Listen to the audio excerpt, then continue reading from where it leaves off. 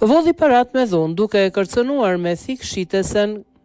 Vodhi parat me dhunë duke e kërcënuar me thik shitsen, kapet autori i grabitjes marketit në Ysberisht.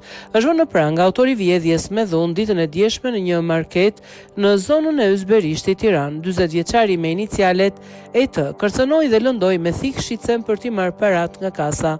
Shërbimet e komisariatit të policisë nr. 6 në vijim të veprimeve intensive timore të kryera për zbardhjen dhe vjedhjen e kryer nën kërcënimin e thikës në një market në Ysberisht, organizuan dhe finalizuan operacionin policor intervent. Si rezultat i operacionit u identifikua dhe u kap në rrugën e Qelqit dhe u vënë në prang autori dyshuar i vjedhjes shtetësje të 40 vjeç banues në Tiranë.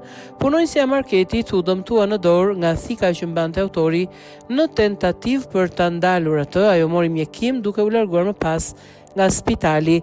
Materialet procedurale do t'i kalojnë prokurorisë për veprimet mëtejshme, thuhet në njoftimin e policisë.